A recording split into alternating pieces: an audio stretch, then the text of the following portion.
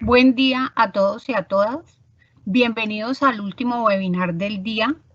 Este evento es organizado por la Unidad de Investigación de la Fundación Academia de Dibujo Profesional y hace parte de los espacios de discusión y reflexión de nuestro próximo evento, que es la edición número 11 del Simposio Internacional de Diseño, Comunicación y Cultura. Será celebrado en septiembre.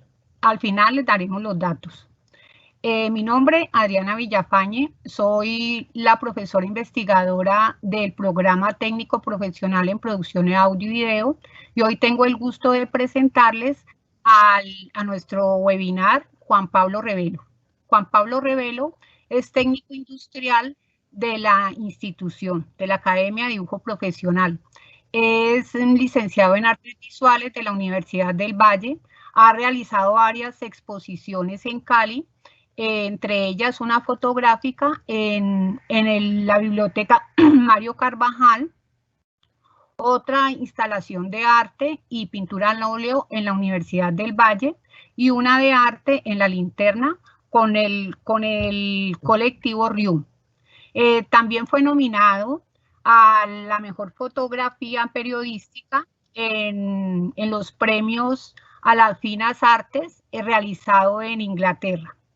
Expuso también en Brooklyn, en ventas y exposición en Nueva York. Bueno, vamos a presentarlo. Además de ser nuestro ponente hoy, nuestro webinar, ha tenido la experiencia de participar en Palermo, Argentina, como ponente en dos congresos. Un congreso orientado a la enseñanza del diseño y el otro congreso al diseño en general. Juan Pablo, los dejo entonces con nuestro exponente hoy, con nuestro webinar, para que comparta la experiencia con todos. Antes de que inicie, les pido el favor de que vayan tomando la nota de las preguntas que van a realizarle a Juan Pablo por el chat interno. Al final de la exposición de su experiencia, se les van a hacer leídas las preguntas para que pueda responder sus inquietudes y también pues comentarios. Bueno, sin más preámbulos, nos quedamos con Juan Pablo. Juan Pablo, tienes la palabra. Entonces, ¿qué? ¿Cómo van? Bueno, esta vaina es un tanto extraña porque siempre digo, uno le está hablando a nadie y a todo el mundo al mismo tiempo. Entonces es un silencio total, pero sé que al otro lado ustedes están haciendo una cantidad de cosas. Bueno, en fin, sin más preámbulos, vamos a hablar acerca de una obsesión que tuve o tengo todavía desde que tengo uso de razón, y es las dos palabritas más mencionadas, más maltratadas y más vulgarizadas en nuestra profesión, y es el arte y el diseño. Se denomina arte y diseño después del Crystal Palace porque tomo como referente el Crystal Palace para poder generar un punto de partida. Quiero aclarar que en esta conferencia yo no voy a definir la palabra arte y diseño como tal, ni tampoco estoy en la búsqueda de un origen, porque buscar un origen sería una condición un tanto problemática en términos hermenéuticos. Es decir, buscar el origen de una palabra me va a generar el origen del origen y así sucesivamente va a generar una situación cíclica infinita y jamás voy a poder llegar como al principio, llamémoslo así. En ese sentido, estoy determinando de una vez que no vamos a hablar del origen de la palabra, vamos a tomar un punto como referencia que es el Crystal Palace. Bueno, ¿qué es el Crystal Palace? Crystal Palace está escrito en inglés, pero es el Palacio de Cristal. El Palacio de Cristal fue hecho por un señor que se llamaba Joseph Paxton, y Joseph Paxton no era arquitecto, era jardinero, o trabajaba con invernaderos, pues, para que me entiendan. Y a partir de una convocatoria abierta en Inglaterra, digamos que se la ganó este man con este proyecto, y era literal un edificio hecho en acero, en metal, y toda la cubierta y las paredes eran hechas no en vidrio, sino en cristal. O sea, era una especie de invernadero, ¿vale? ¿Con qué razón nació el Crystal Palace? Aquí tienen ustedes como un mapa en donde se presenta cómo estaba distribuido. Digamos que fue uno de los primeros pabellones en donde se organizaron exposiciones y ferias de objetos, ¿sí? Hagan de cuenta un Corferias, pero de cristal y de hierro, ¿vale? Fue el primer edificio prefabricado, entonces digamos que entra dentro de la historia como una cosa gigantesca y, mejor dicho, pues lo último en Guarachas. Sin embargo, cuando hablamos de lo que ocurría en su interior, ocurrían una serie de cosas que, citando a Shelley con su libro de Frankenstein, ocurrían elementos frankensteinianos, y discúlpenme pues el concepto. Y es que existían exposiciones de objetos en su interior que lo que intentaban hacer era replicar una forma de un pasado, pero con maquinaria actual. Y así nace la pregunta de lo que estamos desarrollando. Y la pregunta es, si yo hoy en día, con maquinaria actual, fabrico una silla Luis XV de 1500 o 1400, esa silla que fabrico hoy con ese estilo Luis XV, pero con material actual y con herramientas actuales, esa silla que acabo de fabricar, ¿se considera actual o se considera del pasado? Si se dan cuenta, al momento de generar la pregunta, estoy trabajando como una especie de paradoja temporal. Y es que se va a convertir este diálogo en una riña o en un discurso entre el tiempo y el lenguaje. Pero sigamos pues con el Crystal Palace. ¿Qué sucedía? Aparecían objetos del pasado, pero con maquinaria de ese momento. ¿Qué significa o por qué es tan problemático esto? El problema radica en que el estudio de la producción de los objetos se trabajaba en la forma, es decir, en su apariencia externa, pero con la maquinaria y producción serial, casi que eliminando las nociones de cultura y sociedad inscritas en ellas.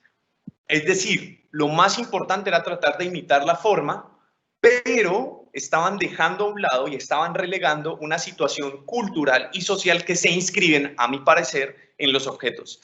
Es decir, los objetos tienen de alguna manera una evocación, por así decirlo, o una, ¿cómo decirlo?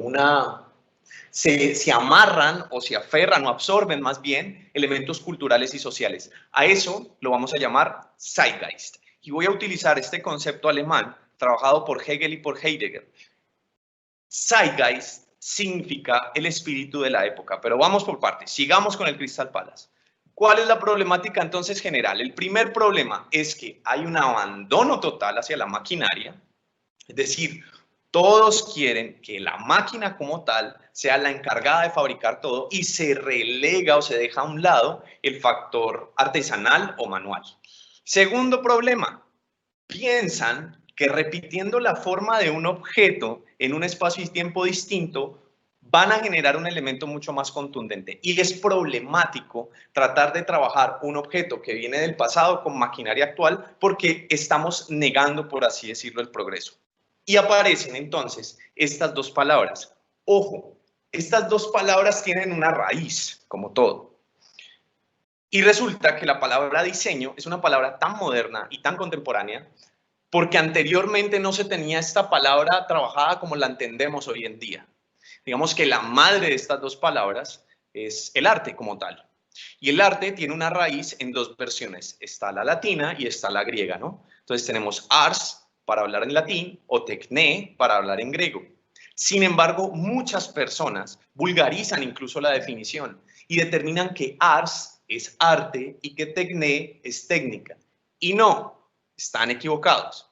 Cuando hacemos un viaje en el tiempo, en términos lingüísticos, en términos semiológicos, semánticos, bueno, en todos los términos de la palabra, entendemos que para los griegos, tecné era el poder poseer una disciplina que generase un resultado.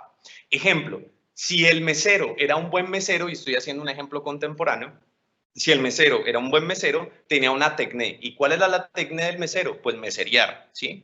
Y así sucesivamente con todo. El arquitecto tenía tecné, el artista tenía tecné, el pedagogos tenía tecné, o sea, todos manejaban una tecné.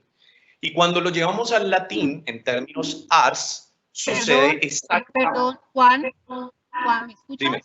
Es Sí. que no se están viendo las diapositivas y queremos pedirte que nos compartas de nuevo las diapositivas para poderlas abrir para todo el público. Entonces, Ok. si me haces el favor de volverla a compartir, disculpa la interrupción, pero es importante ir mirando el trabajo que has hecho en tu exposición. Gracias. Ok, vale. Voy a volver entonces a compartir.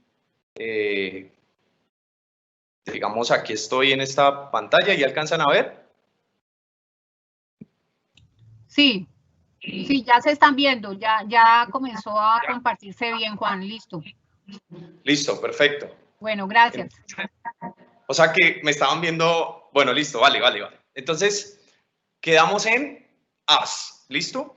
En el latín, la palabra ars también hacía alusión a una técnica, no a un arte como hoy en día entendemos arte. Y ojo, que hoy en día también entendemos el arte de una manera errónea. En fin, cuando hablamos de ars en términos latinos, también hacemos referencia a la misma palabra griega tekné, es decir, ars era poseer una técnica que me permitía a mí hacer algo. De ahí vienen las palabras artificio, artefacto. Todas aluden a la manera en cómo se producía algo, sea de manera manual o con una herramienta o con una técnica cualquiera. Una vez entendido esto, el problema principal que ocurre es que todos entienden arte y diseño en términos de hacer. Y cuando hablamos en términos de hacer, estamos generando una definición errónea.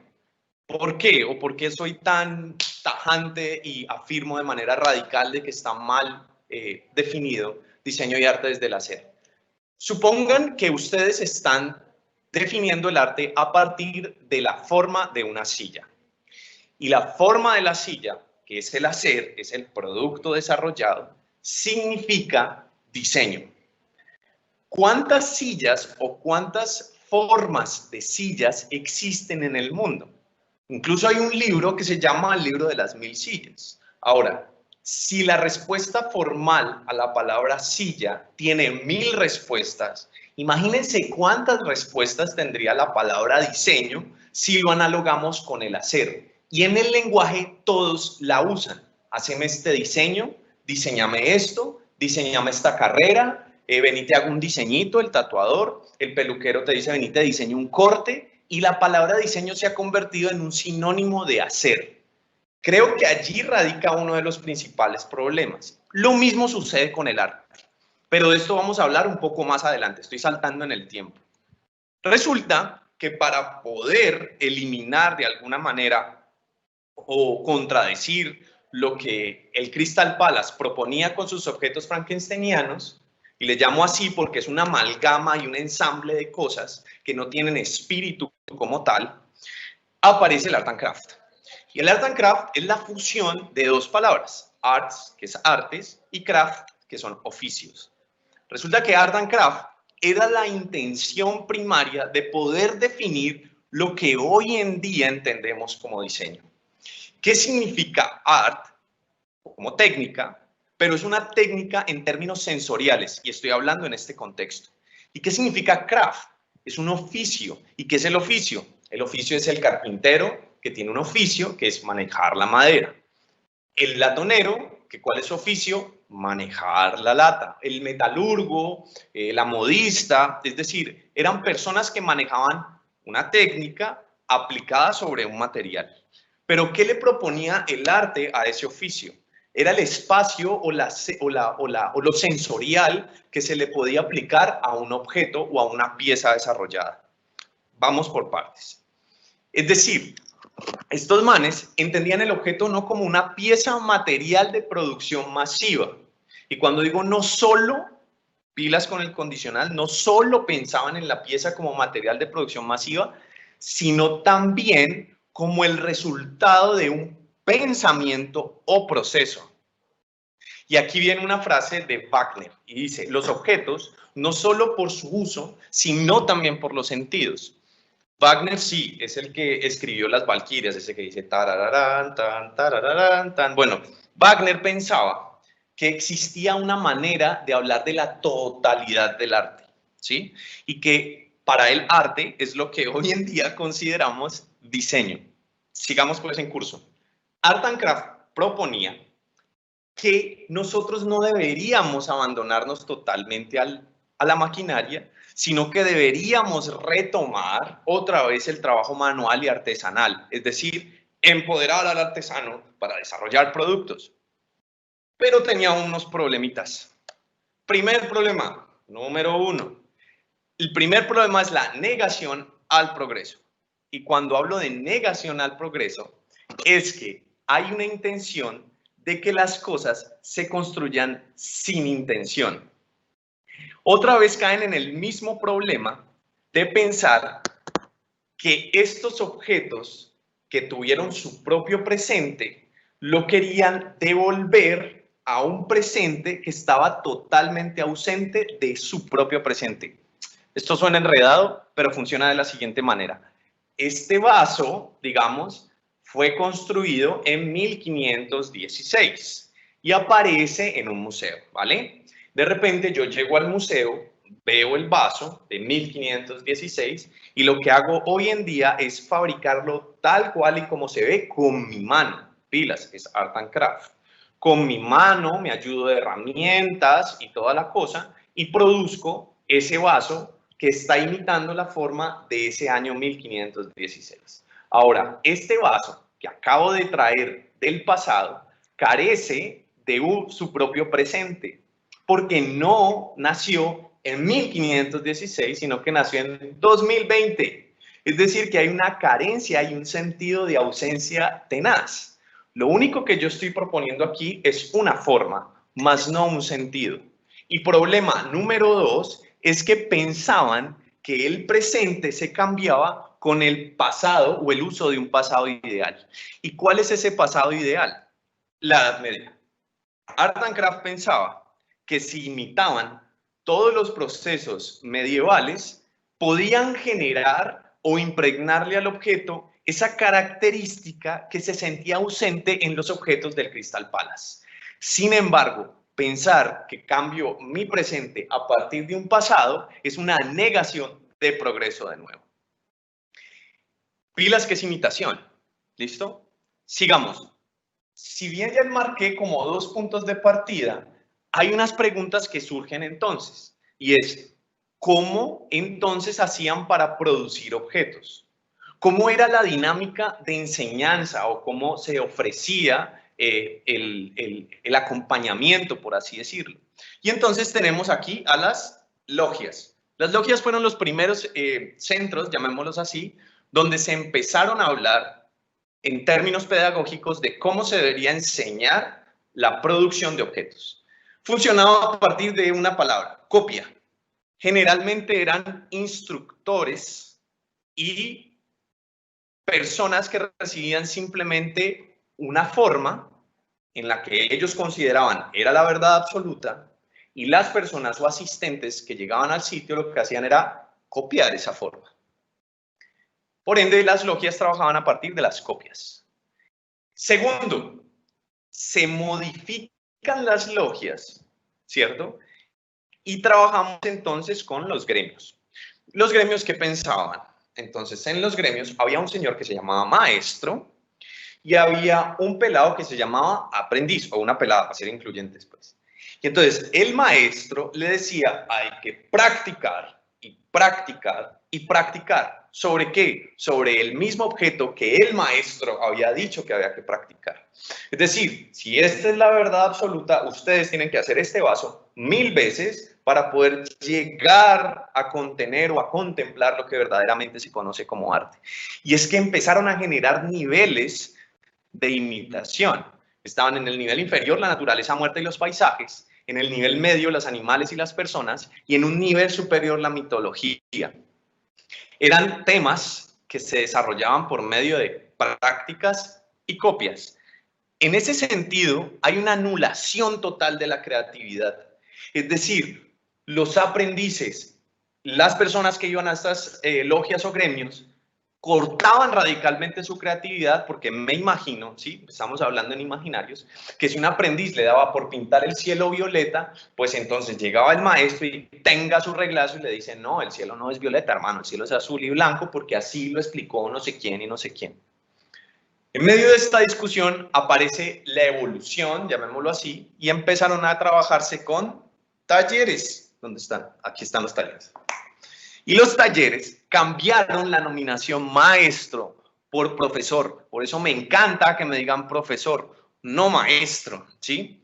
Un profesor y un estudiante, ni siquiera un alumno, un estudiante. Y los talleres entendían que la manera en cómo se enseñaban las cosas era por medio de práctica e interacción. ¿Y qué significa práctica e interacción? Pues metámonos de lleno a la cinta. Aparece Bauhaus. Bauhaus, digamos que es el paradigma más grande, más vulgarizado y más perrateado de todos los estudiantes de diseño, incluso de arte.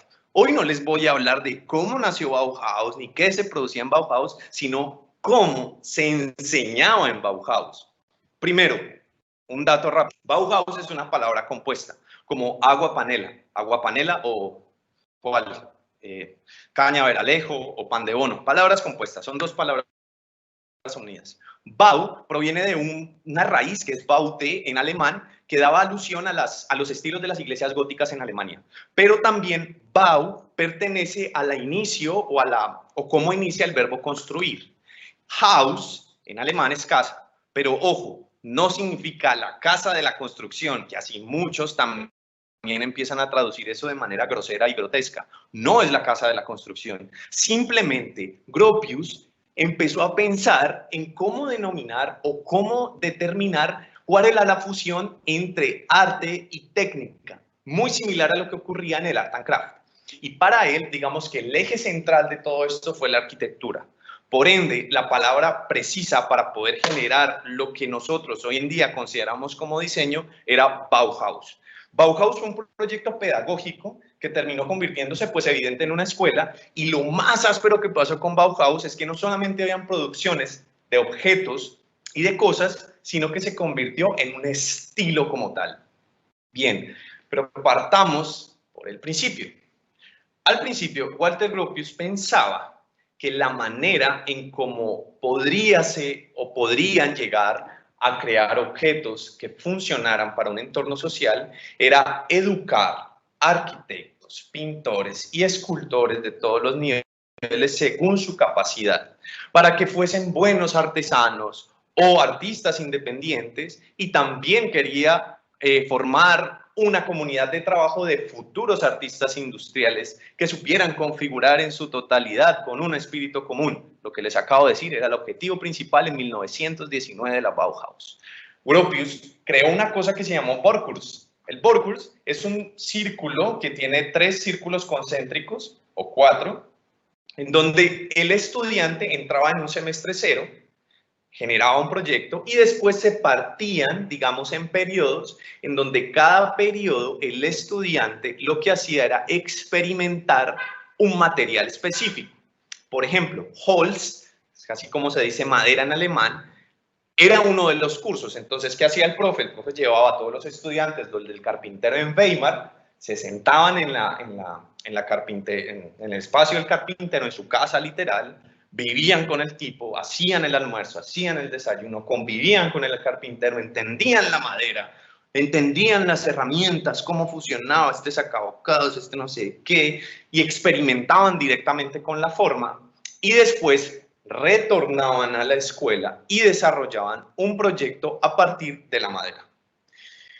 ¿Cómo se daban las clases en Bauhaus? Había un profesor artista y un profesor que manejaba el oficio. Voy a poner un ejemplo. Uno de ellos se llamó Johannes Itten. Fue el primer profesor, llamémoslo así, que trabajó directamente con esta parte de la sensibilización y la percepción del color. ¿Cómo trabajaba Johannes Itten? A partir de dos aspectos. Lo primero, síntesis estética. ¿Qué significa síntesis estética? Interacción de todos los sectores artesanales y géneros artísticos bajo la arquitectura. Él proponía, junto con Gropius, que todos los estudiantes deberían interactuar con todos los sectores artesanales. Repito, madera, vidrio, metal, telas, cerámica, hierro, bueno, se me escapan. Pero que el eje principal era poder establecer un objeto que tuviera una admiración emocional y sensorial, como lo es un edificio, ¿sí? Pero que también tuviese una función, como lo es un edificio. Y segundo elemento, la síntesis social. Y la síntesis social se convierte en un potente factor dentro de la Bauhaus, pues ellos proponían que la síntesis social pretendía suplir demandas de amplios círculos sociales. Pilas. Entonces, tenemos un estudiante que interactúa con los artesanos, interactúa con el entorno, entiende la arquitectura y además sabe qué necesita el medio social. A eso le vamos a llamar interacción y experiencia. Interacción y experiencia son las columnas vertebrales gigantescas de la escuela Bauhaus para generar este proyecto. Ahora bien, en cuanto a cómo se enseñaba, tenemos dos aspectos. Está la experiencia primaria. ¿Qué es una experiencia primaria? A usted cuando chiquitico lo metían en un arenal y si no, bueno, a mí me pasó, lo metían en un arenal y usted cogía la arena y se la metía a la boca y al oído y a la nariz y en los calzoncillos. Es decir, usted entendía la textura de esa arena con todos sus órganos, ¿sí? Con todos sus sentidos, incluso le caía arena a los ojos. Y esa experiencia primaria me genera mi información acerca del material que estoy usando. ¿Qué información primaria tengo? No es bueno para los ojos, no es bueno para las orejas, es áspero, me puedo pelar. Experiencia primaria.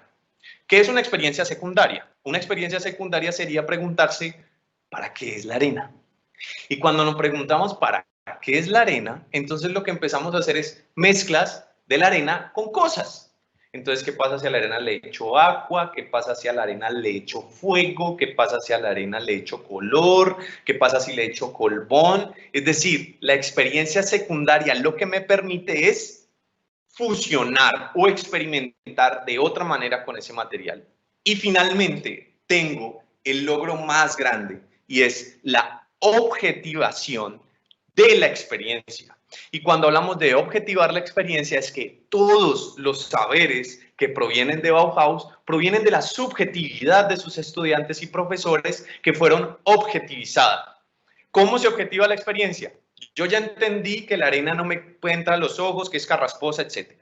Ya fusioné con otros materiales. ¡Pum! ¿Qué pasa si lo fusiono con cemento y hago un muro? Objetivo la experiencia. Y cuando objetivo la experiencia determino cuánto porcentaje de arena, cuánto porcentaje de cemento. Si he hecho más arena, ¿qué pasa? Si he hecho menos cemento, ¿qué pasa? Es decir, el conocimiento parte a partir de la experiencia y la interacción. Esto fue un cambio radical y creo que ahí contiene la anarquía que proponía Bauhaus con relación a producir objetos como tal. En últimas, la frase que nos queda es que la técnica nunca debe ser un objetivo, sino un medio. Y cuando yo digo la técnica nunca debe ser un objetivo, sino un medio, estoy planteando que diseñar o hacer arte nunca el objetivo debe ser el óleo, el pincel o el cuadro que estoy mostrando o la silla o la maquinaria con la que produzco, sino que esos factores son el medio que me permiten llegar a ese elemento. Anteriormente hablamos de ese concepto, Zeitgeist. ¿Qué es el Zeitgeist? En términos literales, Zeitgeist es el espíritu de la época. ¿Y qué es el espíritu de la época? Es cómo se manifiesta el tiempo en la medida en que es experimentado. Para que me entiendan, cuando yo les digo Grecia, todo el mundo se imagina cosas blancas, manes vigas, viejas hermosas, Zeus, Poseidón, todas estas cuestiones. Cuando les digo Egipto, se imaginan sepias, pirámides, sí, todas estas cosas. Es decir, materializamos formalmente colores, filas que cuando uso la palabra formal me refiero a color, textura, medida, sentidos, todo, ¿listo? Sino que los ojos son lo que más usamos, entonces por eso utilizo la palabra formal, es para que me entiendan. Formalizamos el tiempo, eso es Zeitgeist. El Zeitgeist es cómo el tiempo se materializa o es el diálogo entre época y objeto. Y aquí viene lo que yo propongo con relación a utilizar el Zeitgeist como mi columna vertebral para poder definir mi teoría. Es decir, el significado de un objeto depende de las relaciones que establece con otros objetos y su entorno. Pero primero determinemos qué es el tiempo o cómo se manifiesta el tiempo. Primero, existe un tiempo lineal. El tiempo lineal es un tiempo que va de un punto A un punto B, a un punto C y hasta el infinito. Es decir, es una línea horizontal que nace, pero que sigue en una situación infinita. ¿Listo? Ese tiempo, digamos que se manifiesta en el habla y en la escritura. Voy a tomar el habla y la escritura. Se manifiesta de más formas, pero vamos a trabajar el habla y la escritura. ¿Listo? En ese sentido, cuando decimos que el tiempo lineal se manifiesta hablado o escrito, significa que aquí llevo casi 30 minutos hablando y si me devuelvo al primer Juan Pablo que hablaba, pues ya no voy a ser el mismo porque ya pasaron 30 minutos. O cuando estoy cogiendo un libro, si leo el libro en la página 20 y me sale una pregunta, no me puedo devolver a la página 1 para responder la pregunta porque me va a decir exactamente lo mismo. ¿Qué pasa con el tiempo lineal? Que las ideas quedan condicionadas a ese mismo tiempo y todo lo escrito y hablado queda desactualizado. Es decir, mientras yo estoy hablando, lo que pasó dejó de ser actual. Es decir, todo el tiempo mientras hablo, mi pasado se desactualiza y mi presente no puede ser continuo. Es decir, que hablamos de una discontinuidad no simultánea. Pilas a ese concepto. Segunda manera en cómo se manifiesta el tiempo. La segunda manera en cómo se manifiesta el tiempo sería lo simultáneo. Lo simultáneo es algo, es algo que me permite ver el todo, la nada, lo particular y lo singular en un mismo plano. He cogido el Aleph de Jorge Luis Borges para que me comprendan un poco qué significa el tiempo simultáneo. Permítanme leer la cita. Dice, bajé secretamente por la escalera vedada. Caí. Al abrir los ojos vi el Aleph. El Aleph, repetí, sí, el lugar donde están sin confundirse todos los lugares del orbe visto desde todos los ángulos.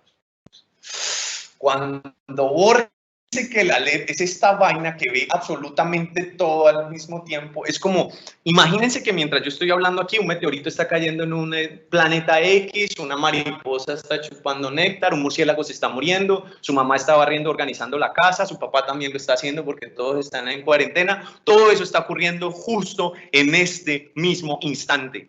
Pero, ¿cómo se materializa el tiempo simultáneo?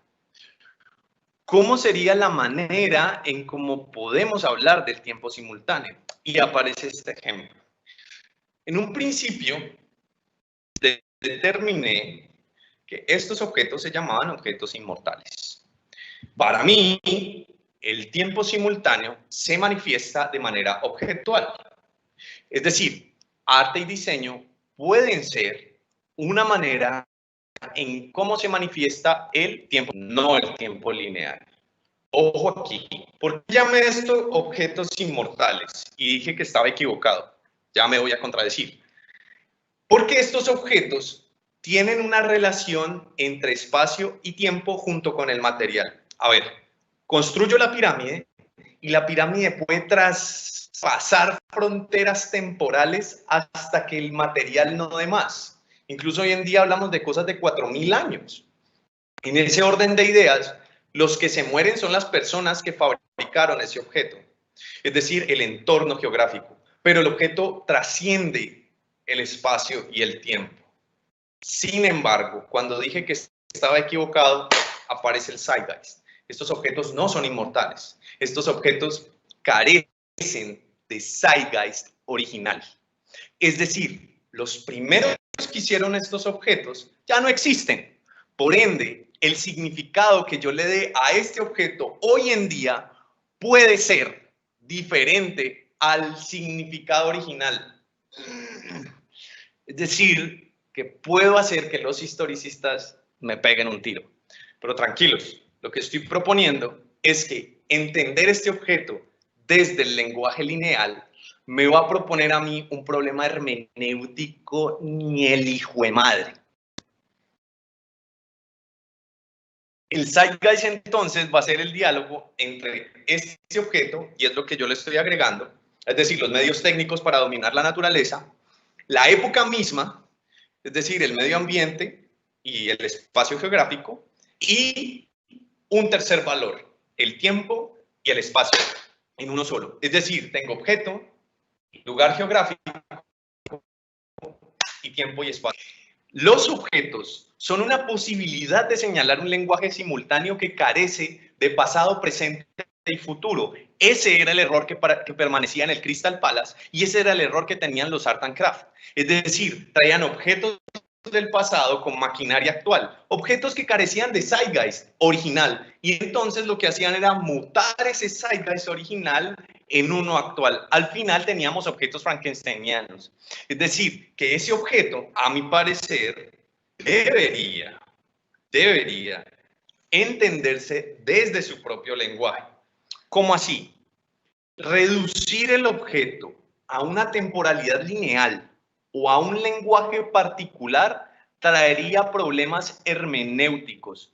Es decir, si yo teorizo sobre el objeto desde un lenguaje no nativo, aparecen los problemas. Y ojo que cuando digo problema, no me refiero a algo negativo, porque gracias a esos problemas es que existen diálogos. Es decir, que sí es necesario que exista el problema. Sin embargo, entender la definición del diseño y el arte desde el objeto, desde este lenguaje hablado o escrito, propone problemas. Es decir, es esta discusión que estamos generando aquí. En ese sentido, repito, esa es mi razón para no buscar un origen, pero sí creo que los términos deben actualizarse. Y este es el problema más grande que existe, porque ¿cómo funciona la actualización de términos?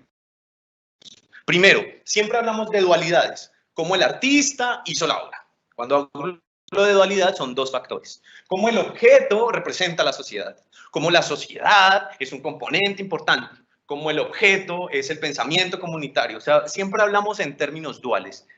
Yo planteo que deberíamos tener en cuenta una tríada.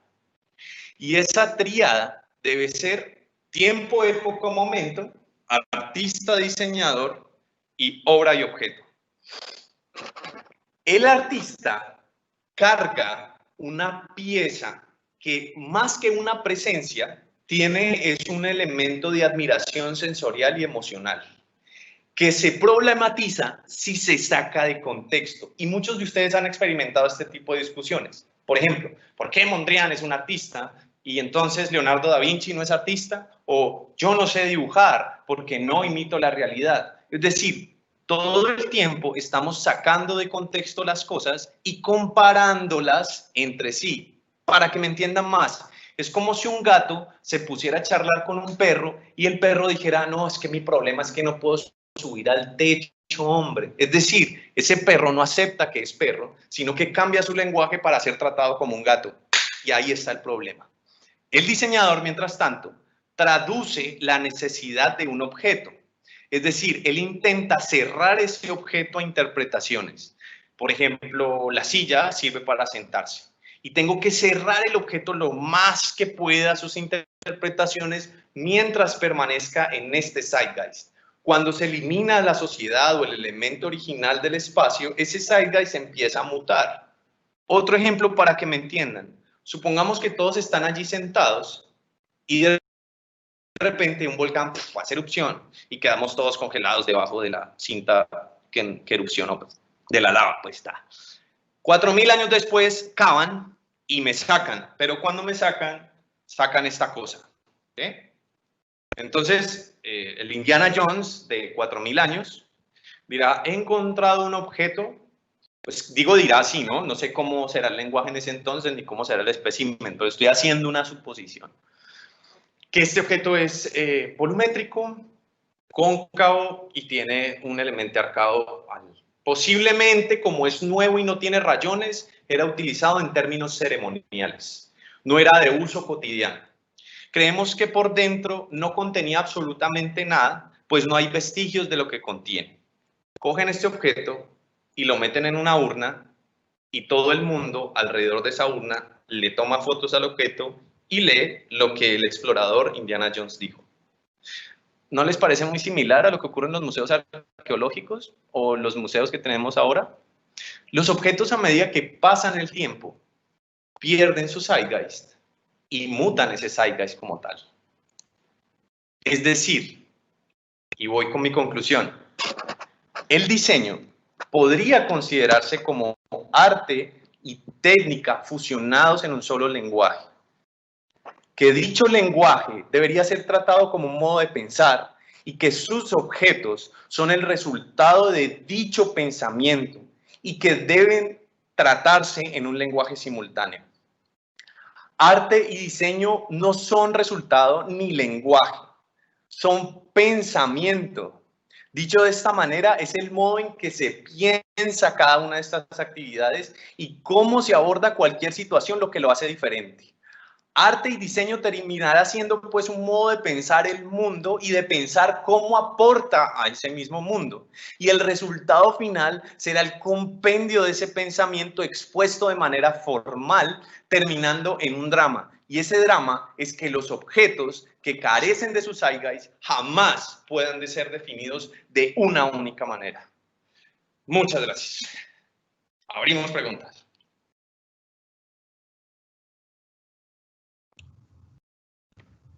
Muchas gracias, Juan Pablo. Tu exposición me ha hecho pensar en muchísimas cosas. Has hablado de la temporalidad, de la linealidad del tiempo, que me hizo pensar, por ejemplo, cómo nuestras civilizaciones, las nuestras, los nuestros mayores, que son los indígenas, tienen una linealidad diferente. Ellos tienen el futuro atrás, que no lo ven, y tienen el pasado adelante, porque es lo que conocen. Desde ahí comienzo a darte la razón en lo que tú dices. O sea, por un lado el tiempo está medido por un contexto. Es la cultura la que responde a la construcción de un objeto que no es vivo. O sea, que no es vivo, es un objeto que responde a una contextualización. Pero hay algo que me inquieta. O sea, estoy de acuerdo en todo lo que dijiste, pero hay algo que me inquieta y es el medio. Para que nos acordemos un poco de McLuhan, mira que estamos hablando por una parte de la temporalidad, del espacio, del constructo, pero cómo afecta el medio al objeto. Recordemos que McLuhan nos dijo, el medio es el mensaje. Y eso a veces, o sea, uno lo ve actual, ¿cómo afectaría en tu discurso eso que decía McLuhan, que el medio es el mensaje? Pero no entiendo un tanto la pregunta, Adri. ¿Cómo? Por ejemplo, si estamos, tú hablabas de la tecnología, que no es, en la técnica no es el fin, es un medio, ¿no es cierto? Correcto, correcto. Entonces, por ejemplo, eso colocó en las discusiones del arte el cine y la fotografía. Decían, no, no tiene, etcétera, etcétera. El instrumento solamente, no es arte porque hay algo, una tecnología de por medio, pero tú dices, tú te concilias con eso y dices, el medio sirve, el instrumento sirve como un medio. Pero ¿qué dimensión tiene el medio como tal? O sea, el hecho de que en este momento nosotros estemos online contextualiza otra construcción, otra percepción. ¿Cómo entraría ahí en ese discurso que acabas de hablar del diseño y el discurso del artista? Súper. Sí, lo que yo trato de dar a entender es que se protagoniza cuando se habla, cuando utilizamos la palabra diseño o cuando utilizamos la palabra arte como para referirnos a las cosas. Eso es arte, eso es diseño. Siempre utilizamos como protagonista al medio.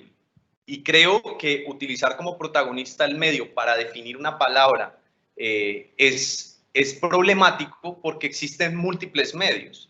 Entonces, si estoy en la búsqueda de una definición o una definición cerrada, pues sería dramático poder plantear que el medio es el protagonista para poder definirlo. Por eso es que utilizo como esa frase, ¿vale?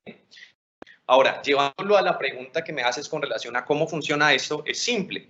Es decir, mi conocimiento o lo que yo estoy entregando no está dado por el medio en el que estoy trabajando. El medio es simplemente una herramienta para poder ofrecer lo que estoy diciendo. Es decir, la gente no va a decir que Juan es el computador o el celular que tienen en sus manos. La gente va a decir que Juan es el que está afuera o en la pantalla. ¿Sí me hago entender? Si lo llevo entonces al arte, funciona exactamente igual. Si yo determino que este parlante es diseño, estoy colocando el medio como protagónico sobre la forma. Y resulta que esto no es producto por el medio, sino por el pensamiento. Es decir, hay un proceso previo, una pregunta previa, y esa pregunta desarrolla los medios para poder generar este objeto. Eso es como más o menos lo que trato de hacer énfasis. Listo, gracias, Juan. Hay una pregunta de otro personaje, por favor, John. Juan, muchísimas gracias. Dale. Muy entretenida tu intervención. Tenemos una pregunta. ¿Qué pasa si la palabra diseño tuviese otro nombre? Por ejemplo, prop. ¿Cuál es el valor que tiene esa palabra? Es fácil, la palabra diseño tuvo muchos nombres, de hecho, y va a mutar como el lenguaje. Entonces, pues no pasa nada, simplemente cambia la manera en cómo lo pronunciamos, pero su esencia está en búsqueda de constante actualización. Entonces, puedes llamar a la montaña Plin, pero la montaña seguirá siendo montaña. Por eso existen también los idiomas, ¿no? Entonces, pues no pasa nada. Vale, gracias, Juan. Adriana. Bueno. Bueno, Juan, te agradecemos muchísimo.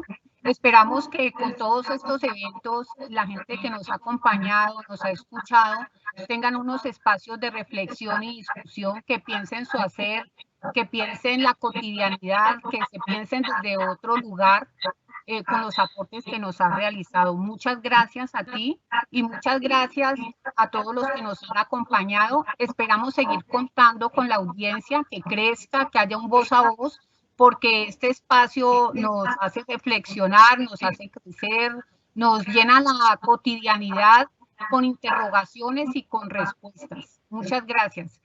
Vamos a un vínculo para una encuesta de satisfacción. Dime, Juan Pablo. No hay más preguntas, ¿cierto? No, Juan. Ah, bueno, listo, perfecto. Un abrazo a ti, muchas gracias por todo. Los quiero mucho, bendiciones, chao. Bueno, y muchas gracias a todos a nuestra audiencia. Esperamos seguir contando con ustedes desde la unidad de investigación de la Fundación Academia de Dibujo Profesional. Los vamos a seguir acompañando. No se nos vayan a perder.